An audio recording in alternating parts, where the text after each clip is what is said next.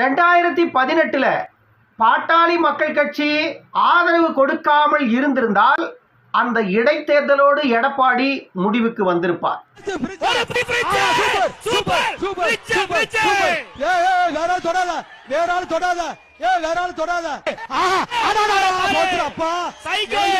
அப்பொழுதே மு.க. ஸ்டாலின் அவர்கள் இடைத்தேர்தலில் வெற்றி பெற்று தமிழ்நாட்டில் முதலமைச்சர் ஆகியிருப்பார். 2018 மு.க. ஸ்டாலின் தான் எடப்பாடி பழனிசாமி அவர்கள் 2018 தப்பி பிழைத்தார். பிறகு எல்லா தேர்தலிலும் தோல்வியை சந்திச்சுட்டு இருக்கிற பழனிசாமி அவர்களை அடுத்த சட்டமன்ற தேர்தலில் திமுக தான் மாபெரும் வெற்றி வரும், பார்த்துக்கிட்டே இருங்க.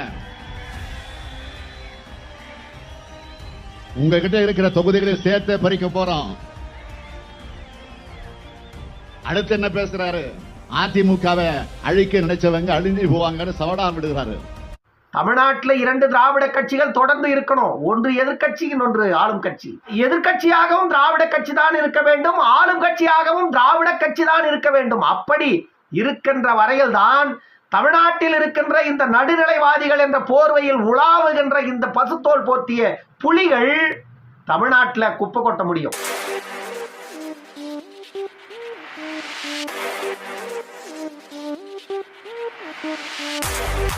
பாட்டாளி மக்கள் கட்சியின் நிறுவன தலைவரிடம் தோற்று போனார். மருத்துவர் ஐயாவிடம் கூட்டணி அமைப்பதில் தோற்று போன எடப்பாடி அதிமுகவை கோட்டை விட்டு விட்டார். அடுத்த சட்டமன்ற தேர்தலில் திமுக மறைவுக்கு பிறகு எல்லா தேர்தலிலும் தோல்வியை சந்திச்சுட்டு இருக்கிற பழனிசாமி அவர்களை பல இடங்களில் 3வது இடத்திற்கு அதிமுக தள்ளப்படுகிறது. பிஜேபி தமிழ்நாட்டில் குறைந்தது 5 இடங்களில் வெல்லப் போகிறது.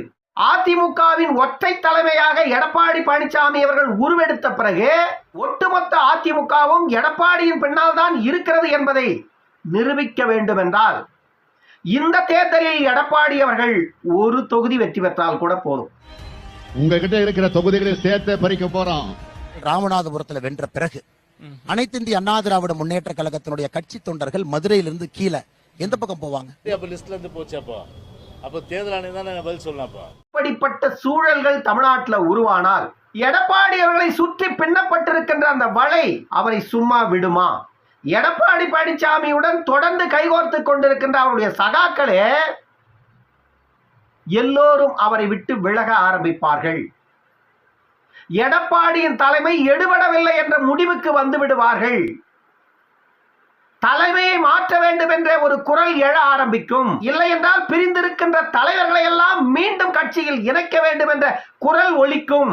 இல்லை என்றால் அதிமுக என்ற இயக்கம் கரைந்து விடும் என்று அனைவரும் பேச ஆரம்பிப்பார்கள். எடப்பாடியின் தலைமையால் தான் அதிமுக அழிந்து போனது என்று சொல்லுவார்கள். இப்படி ஒரு சூழ்நிலை வரும்பொழுது இதை எடப்பாடி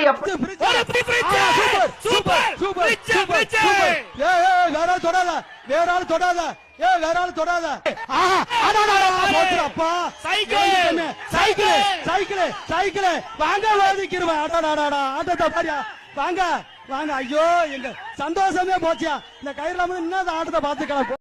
என்பதன் மேலான தமிழ் பெருங்குடி மக்களே, உங்கள் அனைவருக்கும் மேலரசம்பட்டு சண்முகத்தின் பணிவான வணக்கங்கள். அன்பு உறவுகளே, நம்முடைய சேனலை நீங்கள் பார்ப்பது இதுவே முதல் முறையாக இருந்தால் நம்முடைய காணொலிகள் தொடர்ந்து உங்களுக்கு வர வேண்டும் என்றால் உடனே சப்ஸ்கிரைப் செய்து கொள்ளுங்கள்.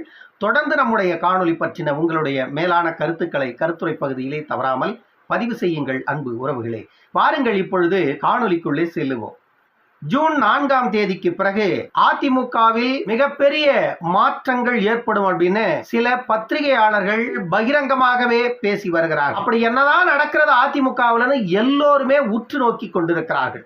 அதற்கு மிக முக்கியமான காரணம், தமிழ்நாட்டில் ஒரு திராவிட கட்சியின் ஆட்டம் முடிவுக்கு வந்துவிடும் போல் தெரிகிறது அப்படி என்று மக்கள் எதிர்பார்க்கிறார்கள். அது நடப்பதற்கான வாய்ப்புகள் இருக்கிறதா அப்படின்னா கண்டிப்பாக 100 விழுக்காடு இருக்கிறது. நாம் ஏற்கனவே இந்த விஷயத்தை ஒரு காணொலியில் பேசி இருக்கிறோம். 2018 பாட்டாளி மக்கள் கட்சி ஆதரவு கொடுக்காமல் இருந்திருந்தால் அந்த இடைத்தேர்தலோடு எடப்பாடி முடிவுக்கு வந்திருப்பார். அப்பொழுதே மு.க. ஸ்டாலின் அவர்கள் இடைத்தேர்தலில் வெற்றி பெற்று தமிழ்நாட்டில் முதலமைச்சர் ஆகியிருப்பார். 2018 மு.க. ஸ்டாலின். அந்த மாதிரி ஒரு நிலை அப்பொழுது இருந்தது. எந்த ஒரு காரணத்திலும் மு.க. ஸ்டாலினை ஆட்சிக்கு வரவிடக்கூடாது என்பதால தான் எடப்பாடிக்கு ஆதரவு தெரிவிக்கப்பட்டது அப்பொழுது பாட்டாளி மக்கள் கட்சி. ஆனால் காலம் யாரை விட்டது? 2021 மீண்டும் மு க ஸ்டாலின் தமிழ்நாட்டை அழிப்பதற்கு தயாராகிவிட்டார்.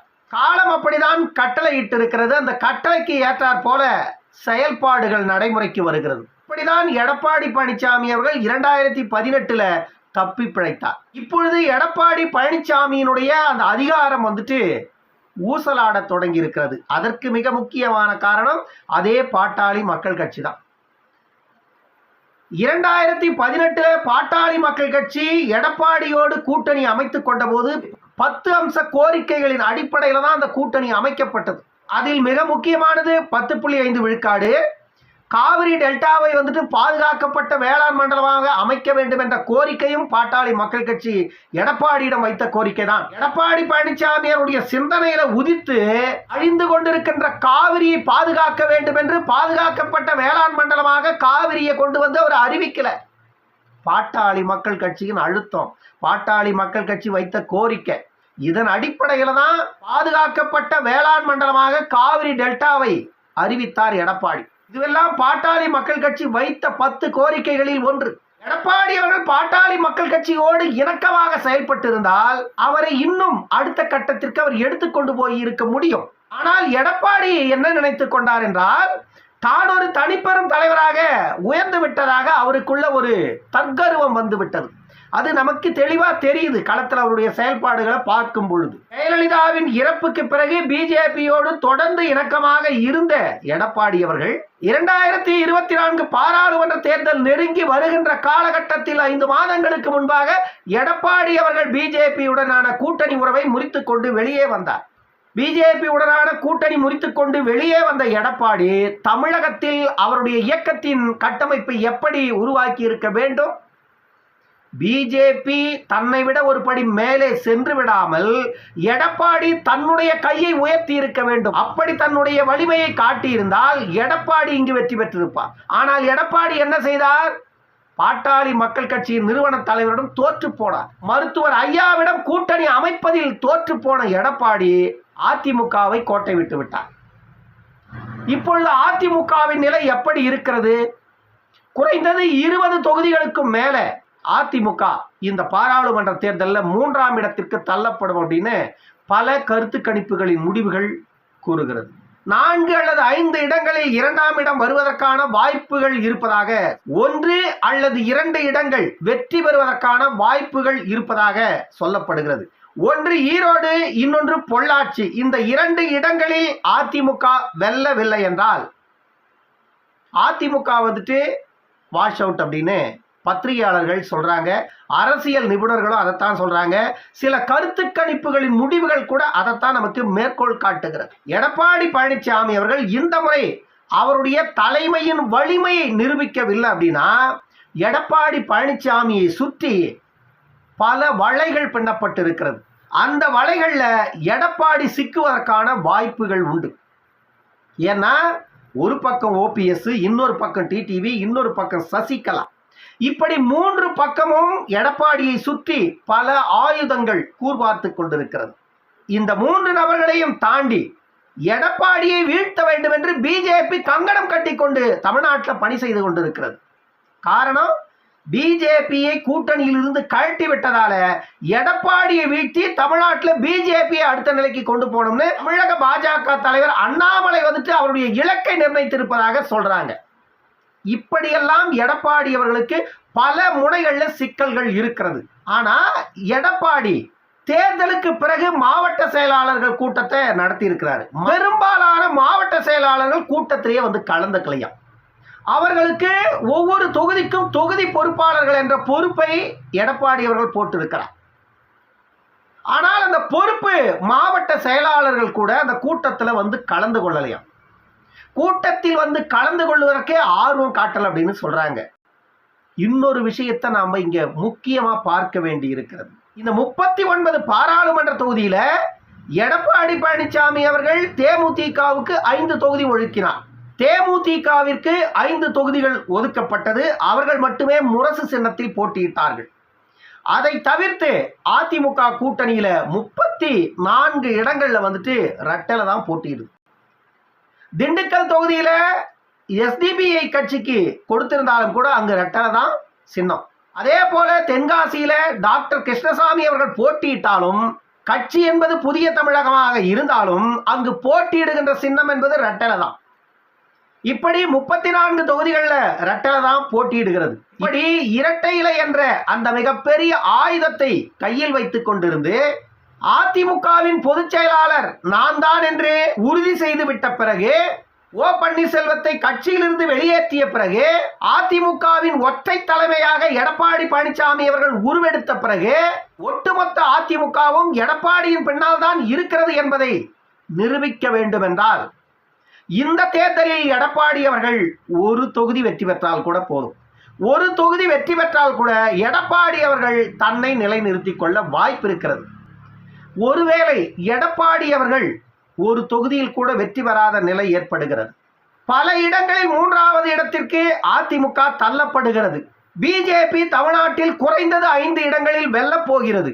இப்படிப்பட்ட சூழல்கள் தமிழ்நாட்டில் உருவானால் எடப்பாடி அவர்களை சுற்றி பின்னப்பட்டிருக்கின்ற அந்த வலை அவரை சும்மா விடுமா? எடப்பாடி பழனிசாமியுடன் தொடர்ந்து கைகோர்த்து கொண்டிருக்கின்ற அவருடைய சகாக்களே எல்லோரும் அவரை விட்டு விலக ஆரம்பிப்பார்கள். எடப்பாடியின் தலைமை எடுபடவில்லை என்ற முடிவுக்கு வந்து விடுவார்கள். தலைமையை மாற்ற வேண்டும் என்ற ஒரு குரல் எழ ஆரம்பிக்கும். இல்லை என்றால் பிரிந்திருக்கின்ற தலைவர்களை எல்லாம் மீண்டும் கட்சியில் இணைக்க வேண்டும் என்ற குரல் ஒலிக்கும். இல்லை என்றால் அதிமுக என்ற இயக்கம் கரைந்து விடும் என்று அனைவரும் பேச ஆரம்பிப்பார்கள். எடப்பாடியின் தலைமையால் தான் அதிமுக அழிந்து போனது என்று சொல்லுவார்கள். இப்படி ஒரு சூழ்நிலை வரும்பொழுது இதை எடப்பாடி எப்படி எதிர்கொள்ளப் போகிறார் என்ற கேள்விகளை தமிழ்நாட்டில் உள்ள அதிமுக திமுகவிற்கு ஜால்ரா அடிக்கின்ற பத்திரிகையாளர்களே கேள்வி எழுப்புகிறார்கள். கேள்வி எழுப்புகின்ற இந்த பத்திரிகையாளர்கள் நடுநிலை பத்திரிகையாளர்கள் அல்ல, இவர்கள் திராவிடத்தின் பத்திரிகையாளர்கள். திராவிட கட்சிகளுக்கு ஒரு இழுக்கு வந்து விடுமோ, திராவிட கட்சிகள் தலைமையில இடி விழுந்து விடுமோ என்று அவர்கள் முதலில் பயப்படுகிறார்கள். தமிழ்நாட்டில் 2 திராவிட கட்சிகள் தொடர்ந்து இருக்கணும். ஒன்று எதிர்கட்சி, இன்னொன்று ஆளும் கட்சி. எதிர்கட்சியாகவும் திராவிட கட்சி தான் இருக்க வேண்டும், ஆளும் கட்சியாகவும் திராவிட கட்சி தான் இருக்க வேண்டும். அப்படி இருக்கின்ற வரையில் தான் தமிழ்நாட்டில் இருக்கின்ற இந்த நடுநிலைவாதிகள் என்ற போர்வையில் உலாவுகின்ற இந்த பசுத்தோல் போர்த்திய புலிகள் தமிழ்நாட்டில் குப்பை கொட்ட முடியும். அப்படி இல்லை என்றால் நடுநிலைவாதிகள், அரசியல் விமர்சகர்கள், அரசியல் திறனாய்வாளர்கள் என்றெல்லாம் தமிழ்நாட்டில் உலாவிக் கொண்டிருக்கின்ற இந்த பசுத்தோல் போர்த்திய புலிகள் எல்லாம் மூட்டை முடிச்சிய கட்டிக்கிட்டு அந்த புனைப்பெயர்கள் எல்லாம் தூக்கி குப்பை தொட்டியில போட்டுட்டு இவர்கள் வெளியேற வேண்டிய சூழல் வரும். காரணம் என்ன அப்படின்னா, ஒரு திராவிட கட்சி, தமிழ்நாட்டில் இருக்கின்ற 2 திராவிட கட்சிகள் ஒன்று ஆட்சி அதிகாரத்தை இழந்து வெளியேறினாலே தமிழ்நாட்டில் அந்த 2ஆம் இடத்திற்கு அடுத்த இயக்கம் வந்துவிடும். அது பாமகவாக இருக்கலாம், பிஜேபியாக இருக்கலாம், நாம் தமிழராக இருக்கலாம். இப்படி 3 கட்சிகள் வந்து அந்த இடத்திற்கு கடுமையான போட்டிகள் போட்டுக் கொண்டிருக்கிறது. இந்த 3 இயக்கங்களில் ஒரு இயக்கம் அந்த 2ஆம் நிலையை எட்டிவிட்டால் அந்த இயக்கம் அடுத்து முதல் நிலையை நோக்கி அடியெடுத்து வைக்க ஆரம்பித்து விடும். அடுத்து முதலிடத்தில் இருக்கின்ற திராவிடத்தை 2ஆம் இடத்திற்கு தள்ளி திராவிடம் இல்லாத ஒரு இயக்கம் முதல் நிலைக்கு சென்று ஆட்சி அதிகாரத்தை அலங்கரித்து விட்டால் ஒரு இயக்கம் எதிர்க்கட்சியில் இருந்தே வெளியேறும், ஒரு இயக்கம் எதிர்க்கட்சி நிலைக்கு வரும். அப்பொழுது ஒரு இயக்கம் 2ஆம் இடத்திலிருந்து 3ஆம் இடத்திற்கும், இன்னொரு இயக்கம் முதலிடத்தில் இருந்து 2ஆம் இடத்திற்கும் வந்துவிட்டால் திராவிடத்தின் ஆணிவேர் ஆட்டம் கண்டுவிடும். அதன் பிறகு திராவிடத்தை மீண்டும் இவர்கள் ஆட்சி கட்டிலில் அமர்த்த வேண்டும் என்பது அவ்வளவு எளிதான காரியம் அல்ல. 1967 காங்கிரஸ் ஆட்சியை இழந்த பிறகு இதுவரையில் தமிழ்நாட்டில் காங்கிரஸ் என்ற இயக்கம் அரியணையை நினைத்து கூட பார்த்ததில்லை. இது திராவிட கட்சிகளுக்கு 2026 ஊதப்போகின்ற சங்காக கூட இருக்கலாம். அதற்காகத்தான் 2024 பாராளுமன்ற தேர்தலில் பாட்டாளி மக்கள் கட்சி எடுத்த ஒரு முடிவால அதிமுகவின் எதிர்காலம் அஸ்தமிக்க ஆரம்பித்திருக்கிறது. இன்னொரு காணொலியில் சந்திக்கும் வரை உங்களிடமிருந்து விடைபெற்றுக் கொள்வது மேலரசம்பட்டு சண்முகம். நன்றி, வணக்கம் அன்பு உறவுகளே.